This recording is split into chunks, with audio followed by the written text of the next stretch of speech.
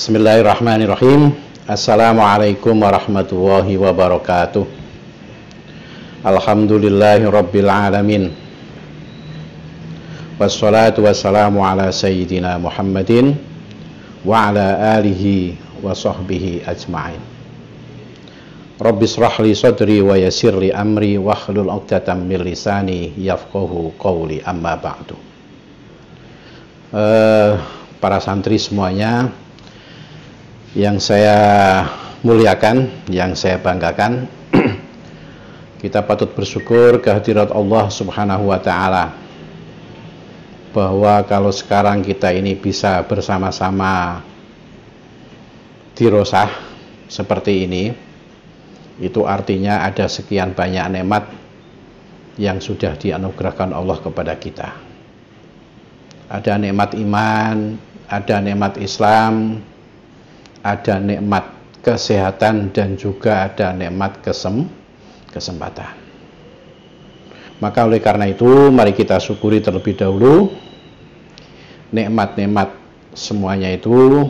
Mudah-mudahan dengan kemauan kita bersyukur terhadap nikmat ini, Allah menambah manfaat dan juga barokah dari kenikmatan. Dan mudah-mudahan nikmat-nikmat ini tetap dianugerahkan Allah kepada kita sampai pada akhir hayat kita dalam keadaan husnul khotimah. Para santri semuanya, pada kesempatan yang sangat baik ini, saya ingin menyampaikan satu hal. Yang satu hal ini merupakan sesuatu yang sangat misterius. Kenapa dikatakan misterius? Karena tidak semua orang, meskipun dia punya, itu mampu memiliki itu. Artinya mampu mengendalikannya dan mampu memanfaatkannya. Apa sih itu? Itu namanya hati. Saudara, sebagaimana yang sudah diparingno Allah pada kita. Kita ini kan oleh Allah diparingi jasad, diparingi akal, dan juga diparingi hati. Kemudian kita bertanya-tanya, yang paling berperan di antara apa yang diparingno Allah pada kita ini sebetulnya apa? Ini pertanyaan yang kadang-kadang kita tahu jawabannya, tapi tidak mampu melaksanakannya. Contohnya begini, contohnya. Kita punya ilmu, kuliah di fakultas ekonomi, di fakultas teknik, fakultas kedokteran, atau lain sebagainya. Tapi ketika kita selepas kuliah, tidak mesti orang ini kemudian senang dengan urusannya teknik, senang dengan urusannya ekonomi.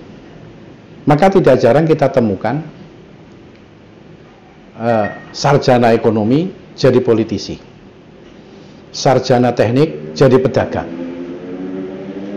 Maka kita bertanya-tanya, sebetulnya yang berperan di dalam diri kita ini apa ya? Apakah akal kita?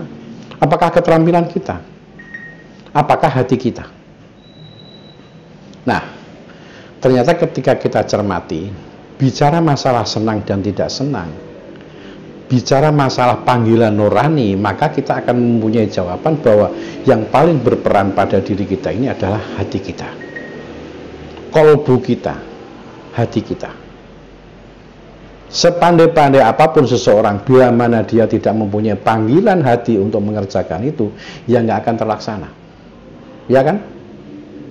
Sepinter-pinter apapun orang itu punya keterampilan, tapi kemudian hatinya tidak tertarik, maka keterampilannya itu pun juga tidak akan dilaksanakan, atau bahkan mungkin sia-sia. Begitu kan? Nah, ini perlu kita sadari.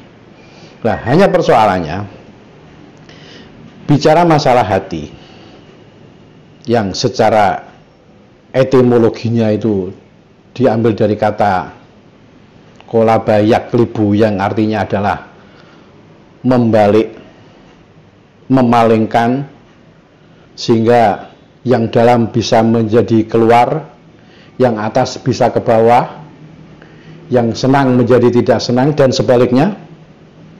Itu sifat daripada hati secara etimologis. Sementara kalau secara terminologis, hati ini adalah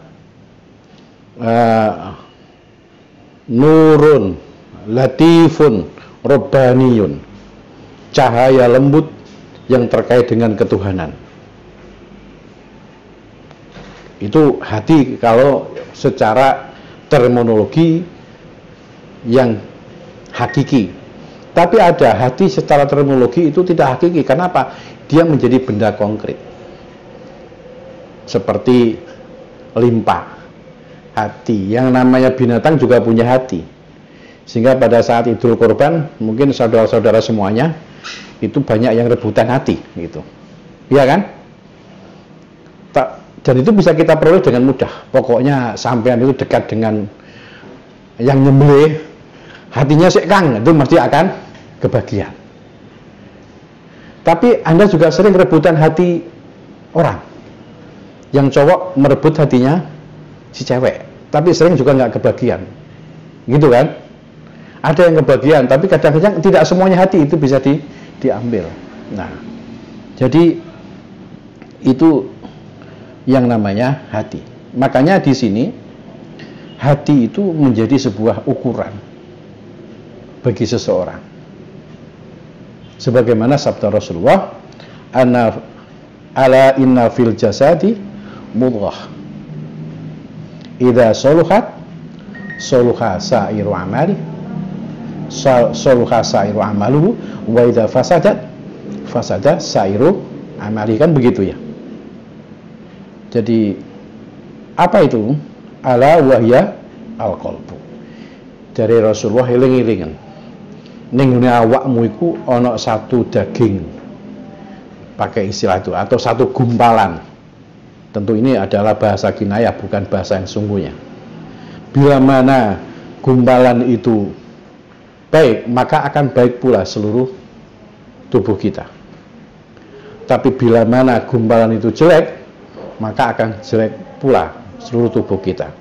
Jadi lebih jelasnya hadisnya itu memang banyak redaksinya, tapi yang paling baik redaksinya adalah ala inna fil jasadi mudghatan idza suluhat suluha sairul jasad wa idza fasadat fasada sairul jasad kullu ala wahya al-qalbu.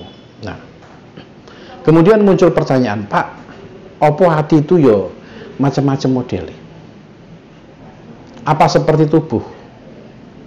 Kalau sifatnya seperti tubuh, cuma tidak persis. Artinya ono kalane hati iku sehat, ada kalanya hati itu sakit, ada kalanya hati itu mati. Sebagaimana badan kita, ada kalanya badan kita tuh sehat walafiat, sehingga bisa apa-apa dan iso ngentekno apa-apa, begitu ya.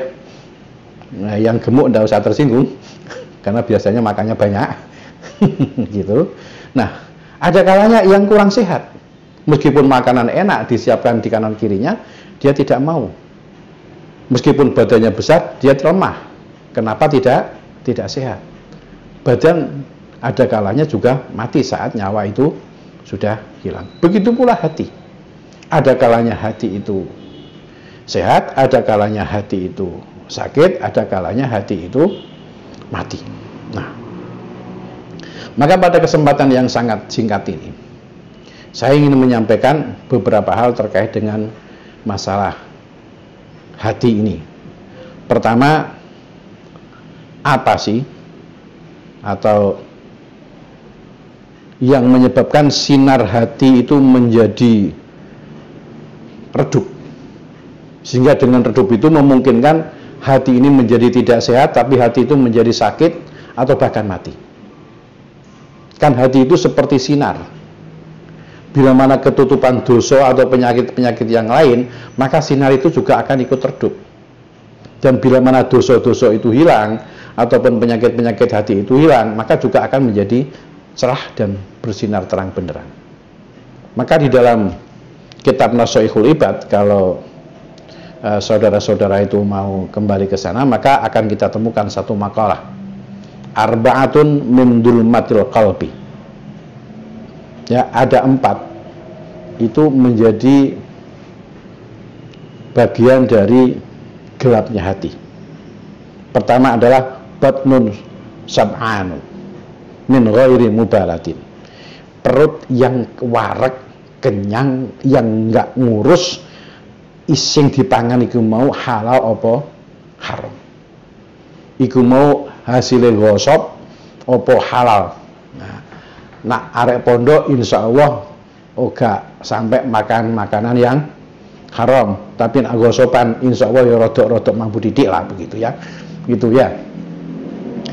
Contohnya apa? Weci bagiannya siji dia cukup loro lah, itu berarti termasuk gosop itu ya. Atau weci cap Spanyol alias separuhnya nyolong. Kayak enak gitu.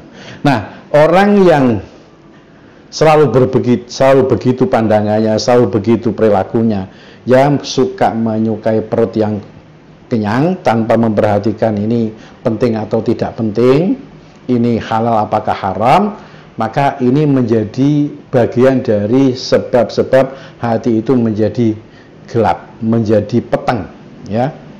Itu yang pertama. Yang kedua, wasuhbatul zalimin, berteman dengan orang-orang yang zalim. Siapa sih orang zalim itu? Wad'u syai'in ghairu mahalli, orang yang meletakkan sesuatu bukan pada tempatnya.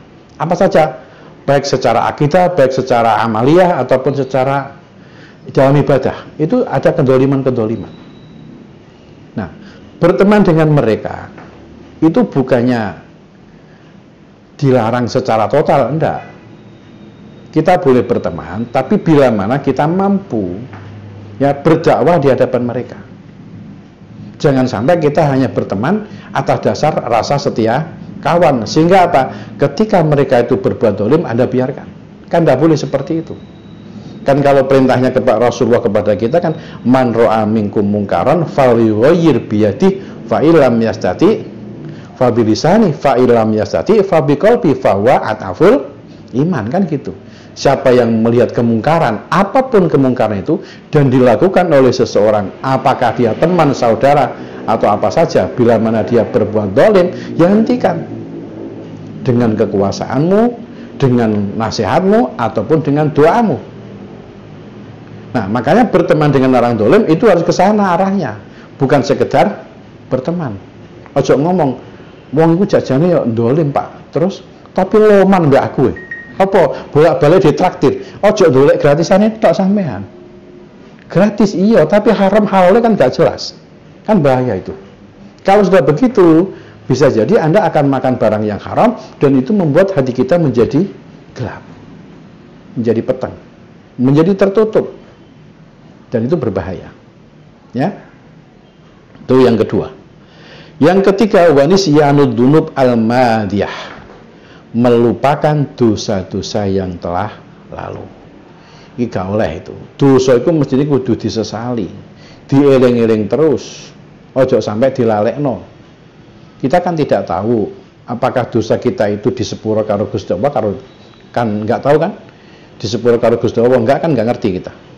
Maka kudu dieling-eling, ya Allah, dulu saya itu pernah berbuat seperti ini. Saya sudah berusaha untuk mohon ampun, istighfar kepada Allah. Adakah itu sudah diampuni oleh Allah? Kudu dieling-eling, jangan malah sebaliknya dilupakan. Merasa sudah lupa dengan dosa-dosanya, itu berarti merasa sudah diampuni dosanya. Kok ngerti? Hah? Kok ngerti to kon diceritane? Apa ana catetane? Sampeyan ro, nah kan gak ro. Kan gitu. Apa maneh dosa-dosa cilik terus diremen ala dosa cilik gak apa-apa wis. Lho aja ngremene dosa cilik. Bisa jadi sing cilik tapi kok akeh, iku malah angel tobaté. Ibaratnya kan seperti ini. Tobat terhadap satu dosa, kalau dosa itu besar, itu seperti kita mengembalikan batu yang besar pada tempatnya. Persis. Tobat pada dosa kecil jumlahnya banyak, itu mengembalikan pasir pada tempatnya. Angel ndi coba? Kan angel balekno pasir ya apa notone itu. Makanya jangan remehkan dosa kecil. Nah, di sini saudara, kita semuanya harus berusaha, ya apa caranya dosa itu jangan sampai dilali. Kudu dieling-eling terus. Karena apa? Karena kalau itu dilupakan akan menjadi salah satu sebab gelapnya hati. Itu kan tidak bagus. Kemudian yang berikutnya, itu yang keberapa tadi? Ketiga ya? Oke, ketiga.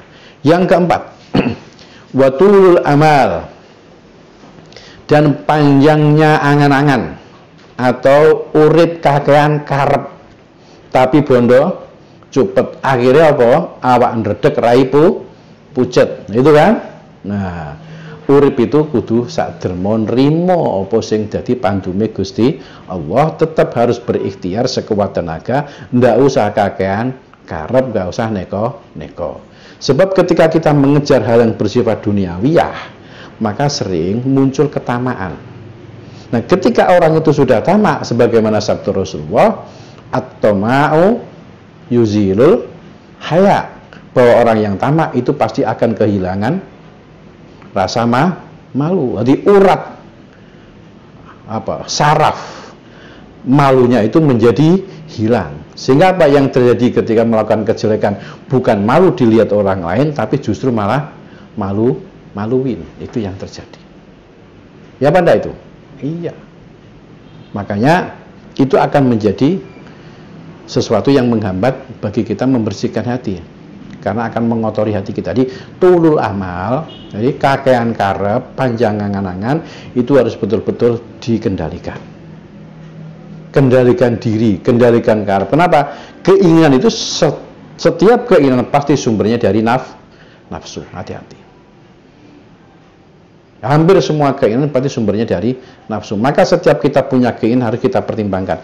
Iki karepe nafsu apa karepe hati? Nah, ini agak susah memang. Kemudian wa arba'atun min nuril qalbi. Dan ada 4 hal yang menjadi cahaya hati. Kalau tadi itu suatu yang membuat gelap, sekarang yang bikin terang. Tentu adalah sebaliknya dari yang bikin gelap tadi. Apa itu? Batnun ja'iun min hajarin. Perut yang lapar karena khawatir terjerumus pada hal-hal yang haram. Jadi lebih eman, lebih lilo, lebih ridho wetenge luwe timbangane wareg tapi gak jelas apa sing dipangan. Ini bisa membuat hati itu menjadi bersih. Nah, cari orang yang seperti ini sekarang masih ada apa enggak kira-kira? Kira-kira ya ono Pak, tapi gak patok akeh. Apa? Pabriknya katanya tutup jari ini. Masa ngono? Wah, parah itu. Bisa jadi begitu memang iya. Iya. Jadi orang yang mau rela perutnya kosong melakukan berpuasa karena khawatir dia terjerumus pada hal-hal yang haram, itu rada angel golek wong sing model saiki. Maksud to santri. Lho iya temenan. Apa maneh ana gratisan nak mokel posone. Jarine poso sunah. Lah niku wonten gratisan mboten sios kula. Terus kemis-kemis kate poso, isu-isu jarine wis sahur. Terus awan-awan dadak ana undangan. Gak sido posone. Nah, ini perlu untuk direnungkan ya. Jadi cahaya hati itu antaranya adalah batnun ja'un min hajarin. Jadi perut yang lapar karena khawatir terjerumus pada hal-hal yang haram. Itu. Yang kedua, wasuhbatus sholihin, yaitu bersahabat, berteman, bergaul dengan orang-orang yang soleh. Pergaulan itu memang sangat kuat pengaruhnya pada diri kita. Bukan hanya pada perilaku, tapi juga kondisi batin kita. Maka cari konco, cari teman, cari apa saja, itu carilah orang yang baik. Teman yang baik itu biasanya ketika kita keliru akan diingatkan. Ketika kita mendapatkan nikmat, mereka tidak iri tapi justru ikut bersyukur. Loh, boleh wong niki angel apa gampang? Angel maneh gitu. Kadang-kadang kanca sak kamar meskipun turu bareng sak dipan, ora kira ngono ya. Gak kira itu.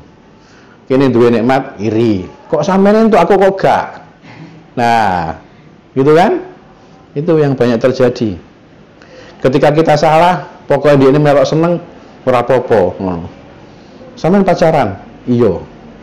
Terus aku untuk apa? Gak apa-apa kok adi PN. Anu ku gelem dene. Ora dieling kok aja pacarane cak ngono gak ono ya. Gak ono itu. Nah, ini.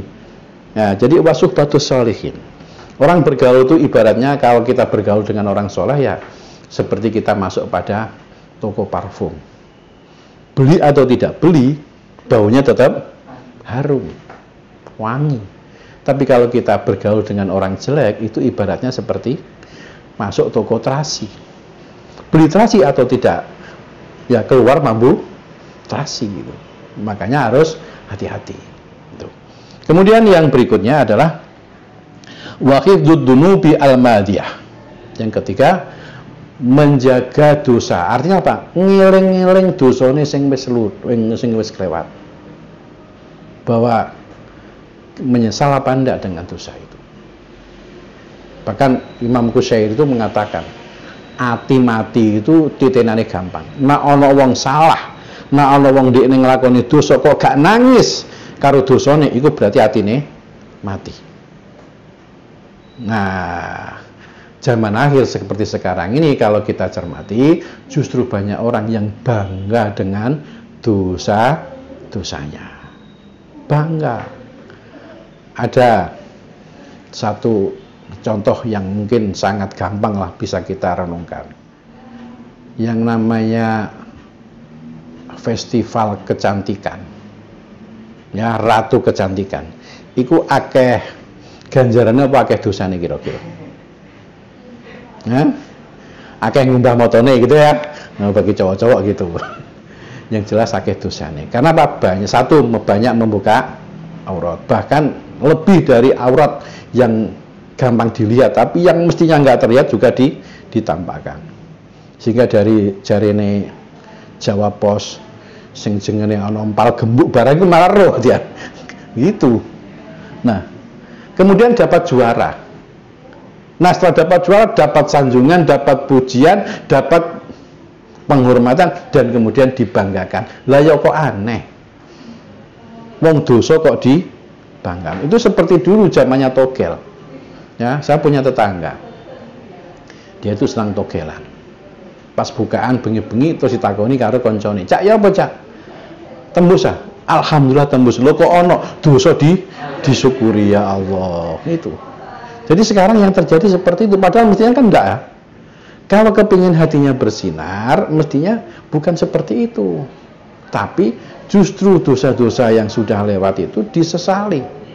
Rukun tobat yang utama itu adalah an-najamah. Bahwa rukun utama tobat itu adalah penyesalan terhadap dosa. Meskipun istighfar tapi gak ada penyesalan, gak jadi itu tobatnya. Ya, gak jadi. Istighfar 1000 kali setiap hari tapi gak ada penyesalan sama sekali terhadap dosa-dosa yang pernah dia lakukan, itu ya akan menjadi sia-sia. Namanya bukan taubatan nasuha. Baik. Kemudian yang keempat, wa qasrul amali. Ya, di antara yang akan menjadi sinar hati itu adalah pendeknya angan-angan. Urip itu harus ridho dengan apa yang menjadi pembagian Allah Subhanahu wa ta'ala. Maka dawuh ini kalau kita kemudian hubungkan lebih luas lagi, Imam Hasan Al-Basri itu mengatakan, mungkin saudara pernah baca juga itu, inna fasadal qulubi an sittati asya'a. Rusak ayati itu bisa dilihat dari 6 perkara. Ayo saiki titen-titenan podo-podo ya.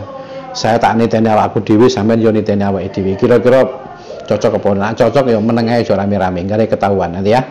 Gitu. Nomor 1. Yutnibuna biroja'it taubah.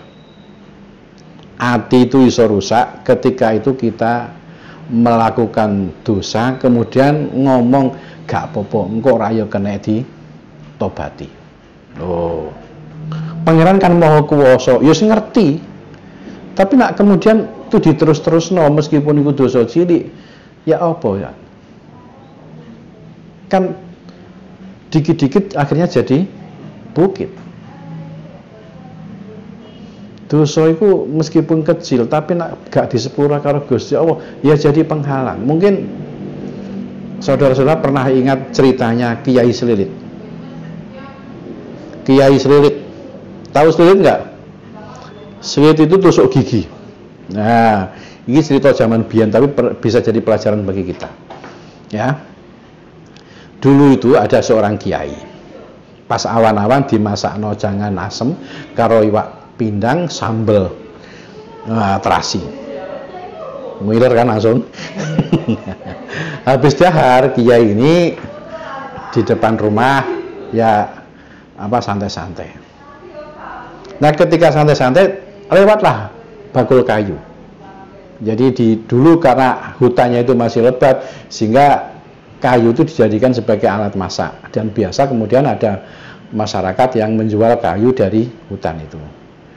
Nah, kemudian dipanggil karena melihat di pawonnya itu nampaknya persediaan kayunya itu mau habis. Dipanggil, "Kang, ini Kang." "Nggih, Kyai." "Didol kayune." "Oh, nggih. Pinten niku sak pikul?"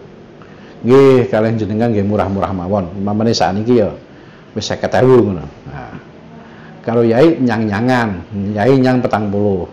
40 Kang. "Oh, dereng pareng niku tebih niku walase." Lah gak sengaja mergo seliten nyuwil kayune bakul iki mau. Terus digawe selilit. Ya, akhirnya apa? Karena nggak oleh dinyang akhirnya lewat bakulnya. Beberapa tahun kemudian si kiai ini wafat. Nah, setelah wafat beberapa hari, Bunyai ngimpi bahwa suaminya itu mau masuk surga selalu terhalang oleh kayu. Nah, jadi selilit cilik itu ternyata menghalang-halangi masuk surga. Akhirnya Bunyai mencari penjual kayu itu kok kayu untuk dimintai halalnya. Loh, ini ya. Jadi gak ono cilik itu dosa. Atau mungkin saudara ingat bagaimana ceritanya seorang ahli ibadah tapi akhirnya masuk neraka gara-gara dosa cilik. Apa itu? Mergo ngurung kucingnya sampai mati. Jadi yang ngono ceritanya mari mangan awan-awan. Nah, goreng klothok gitu kan baunya kemana-mana kan. Nah, kucing datang tawaf ning sore meja. Ya tawaf. Nah, konangan sama seorang perempuan ahli ibadah ini, maka kucing itu diambil, dipegang, kemudian dimasukkan kotak, ditutup. Diteruskan masak, kemudian makan, itu sholat, ketiduran. Sampai asar baru teringat bahwa dia menaruh kucing di dalam kotak. Begitu diambil ternyata sudah mati. Nah, ketika beliau ini wafat, ada yang bermimpi bahwa dia gak bisa masuk ke surga gara-gara kucing. Gitu. Makanya dulu ada cerita Yai Muhammad Siddiq, ya Ahmad Siddiq Jember itu pernah diceritakan bahwa ketika beliau sedang habis dari jamaah, kemudian kok di situ ada burung yang sedang makan, beliau tidak mau mengganggu burung itu, berhenti dan menunggu burung itu selesai makan, biar dia tidak merasa terganggu. Bahkan bukan hanya itu, ketika bepergian sedang diantar oleh santrinya, di tengah perjalanan ngajak pulang. Gara-gara apa? Di bajunya ada semutnya. Tanya kepada santri, "Kang, iki mau semut apa ndi?" "Nggih kados saking griya." "Ayo balik." "Apa?" "Ternosik iku ning gone kanca-kancane." "Sampeyan kira-kira seneng gak kira-kira umpamane terus sampeyan terpisah karo kanca-kanca sampeyan?" Kan gak seneng kan? Balik. Nah, seperti itulah kira-kira ya. Mestinya. Ojo remehno kesalahan cilik.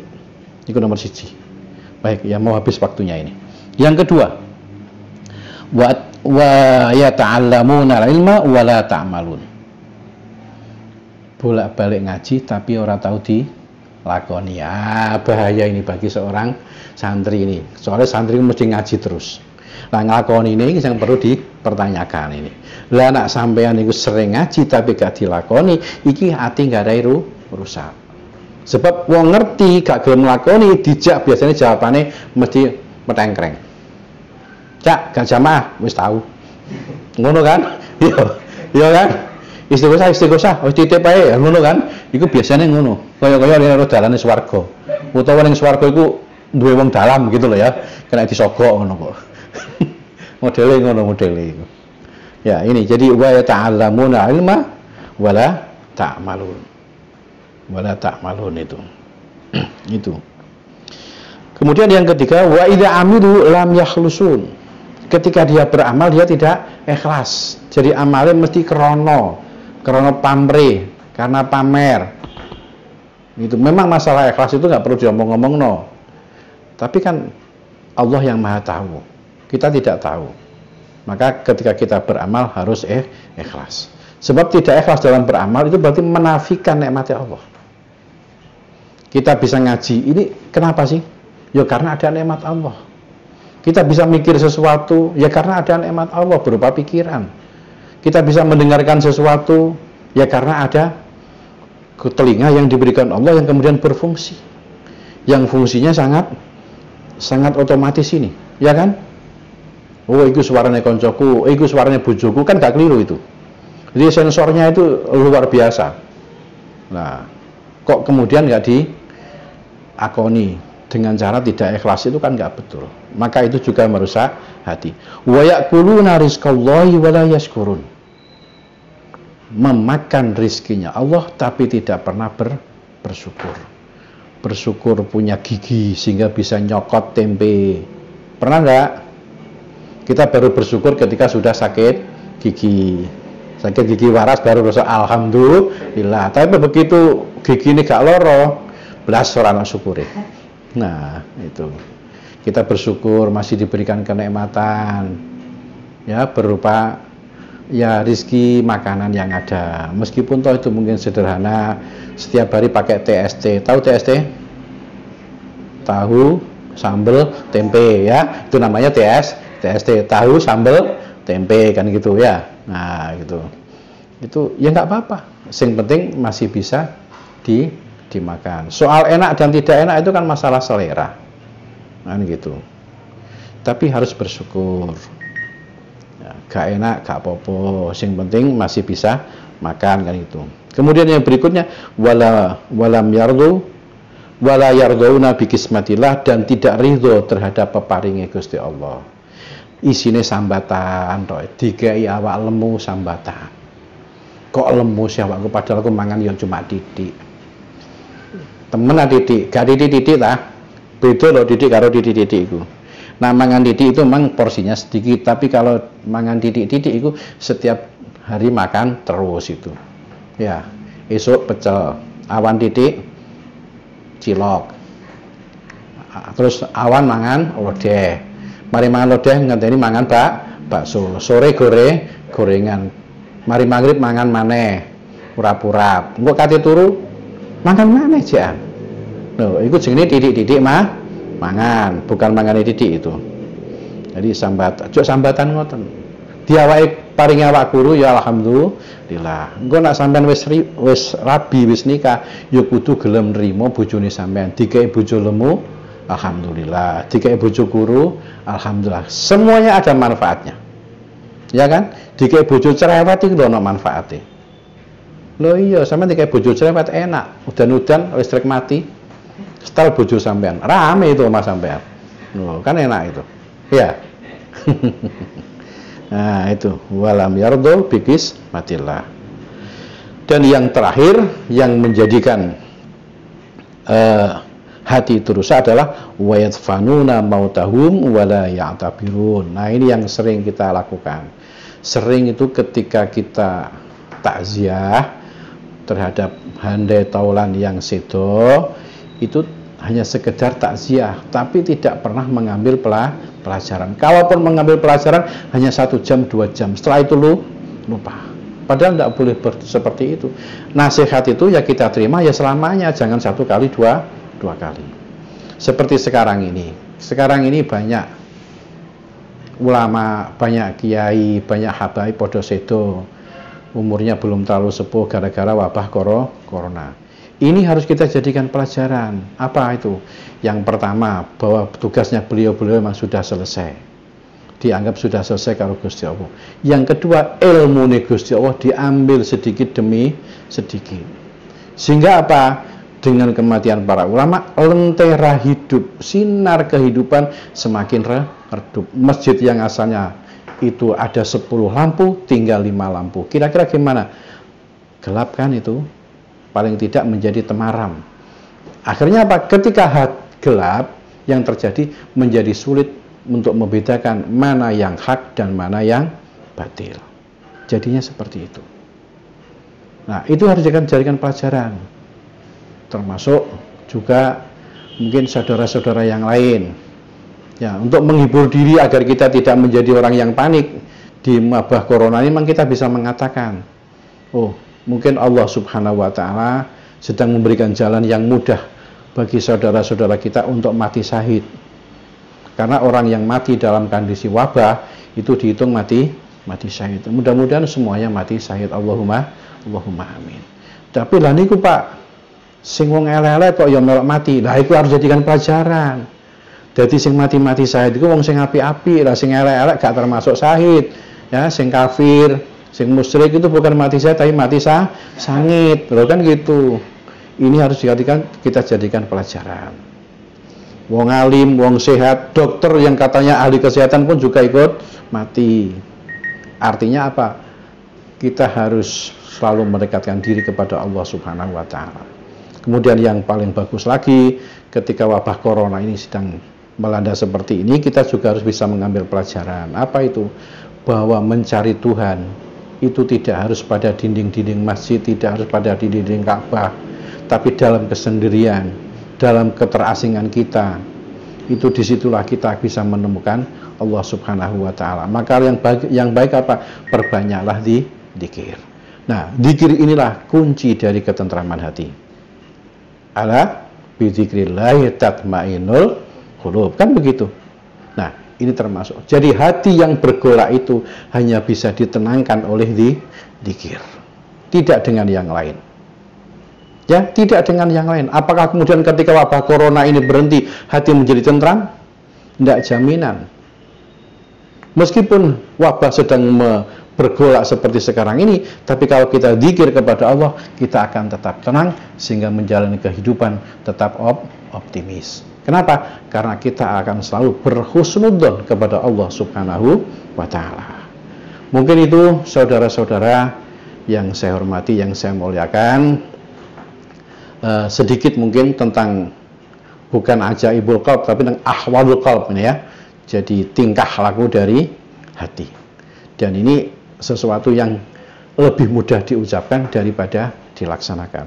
Saya yakin saudara-saudara mungkin tidak sekali ini mendengar tentang hati, sudah sering tapi masih belum bisa melaksanakan secara maksimal. Ya, kita mohon aja kepada Allah Subhanahu wa taala, mudah-mudahan kita dianugerahi Allah kekuatan, kesabaran, keistiqomahan untuk bisa menata hati kita, untuk bisa melakukan hal-hal yang bisa menjadikan hati kita ini menjadi bersinar, sehingga kita bisa membedakan bainal haq wal batil. Demikian, kurang lebihnya saya mohon maaf. Saya ucapkan selamat beraktivitas, selamat belajar. Mudah-mudahan Anda semuanya mendapatkan ilmu yang manfaat dan barokah. Amin ya rabbal alamin.